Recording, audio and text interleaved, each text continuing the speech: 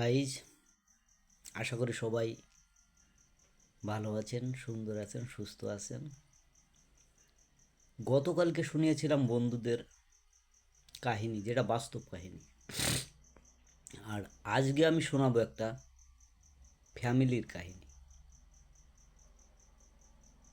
যে ফ্যামিলিটা খুব নিডি ফ্যামিলি, মানে খুব গরিব, মানে তাদের পরের খেতে কাজ না করলে পেটে ভাত যেত না।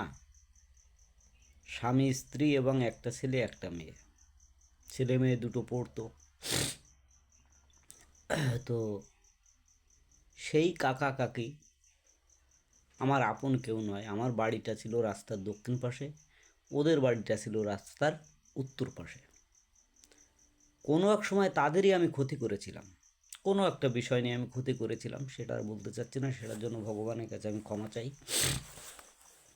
তো আমার দুর্বিষহ অবস্থায় আমি যখন আসলে না বাঁচার মতো পরিবেশে ছিলাম, মেন্টালিটি ফেল ছিলাম, মেমোরি আমার লস হয়ে গেছিল, মানে আমি বিভিন্ন রকম টেনশানে ভুগতাম, ঠিক সেই সময় ওই ফ্যামিলিটা আমার পাশে এসে দাঁড়ায়। তারা সকাল এবং রাত্রে দুবার এবং তিনবারের খাবার, 2 এবং 3 বারের খাবার আমার টেবিলের পরে রেখে যেতেন।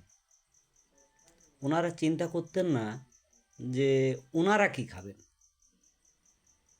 হয়তো অনেক সময় ওনারা না খেয়ে থেকেও আমার খাবারটা ওই বোন অথবা ভাই অথবা কাকা অথবা কাকি এসে আমার টেবিলে পরে রেখে যেতেন। তারা আমাকে অনেক সাহস জুগিয়েছেন। আমার বংশের লোক, আমার অনেক মানে পাড়া প্রতিবেশীও কিন্তু কখনো শোনেনি যে আপনি কি খেয়েছেন বা তুমি কি খেয়েছো বা তুই খেয়েছিস, এরকম কিছু না। কিন্তু এই ফ্যামিলিটা, যে ফ্যামিলিটার ক্ষতি করেছিলাম আমি, এই ফ্যামিলিটা আমার পাশে এসে দাঁড়িয়েছিল এবং আমি ক্ষমা চাইলেই আমাকে বলেছিল যে এটা নিয়ে আমরা কিছু মনে করি না, এটা হওয়ার ছিল হয়েছে, কিন্তু তোমাদের বা তোমাকে আমরা একটু দেখতে পাচ্ছি, এটাই হচ্ছে বড় কথা।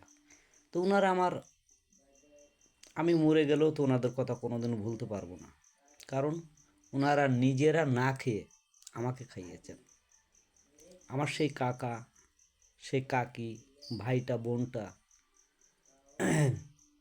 এরা আমাকে এখনও বড় ভাইয়ের মতো সম্মান করে, আর কাকা কাকি বড় ছেলের মতো সম্মান করে, দেখে।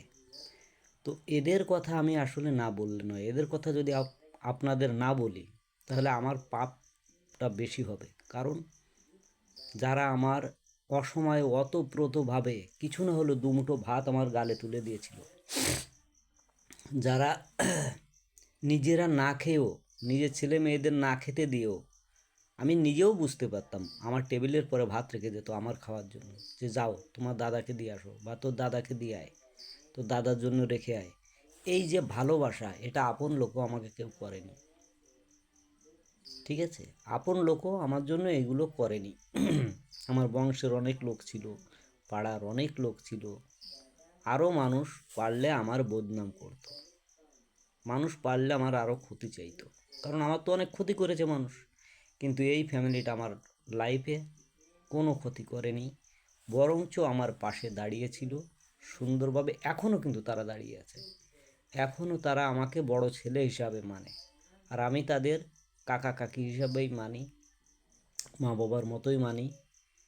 তো ইনার এক সময় টাকায় জর্জরিত দিনায় ছিল, তারপরও জন বিক্রি না করলে, মানে পরের খেতে কাজ না করলে এদের পেটে ভাত যেত না। তবু আমার জন্য দুবারা, 2 টাইমই আমার টেবিলের পরে বাড়ির থেকে বইয়ে এনে আমার জন্য খাবার রেখে যেত। এদের কথা আমি কিভাবে ভুলি?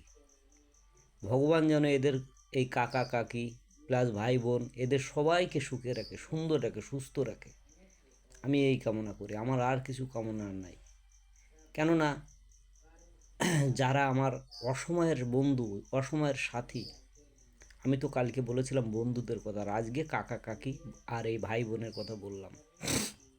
অবশ্যই কাকা কাকি যদি আমার ভিডিও দেখে তাহলে অবশ্যই তারা মনে করবে। কারণ আমি মারা গেলেও আমার মনে হয়, মানুষ তো বলে যে মরার আগ পর্যন্ত, হ্যাঁ মরার আগ পর্যন্ত তো ভুলবই না, আর মারা গেলেও মনে হয় আমি ভুলবো না এদেরকে।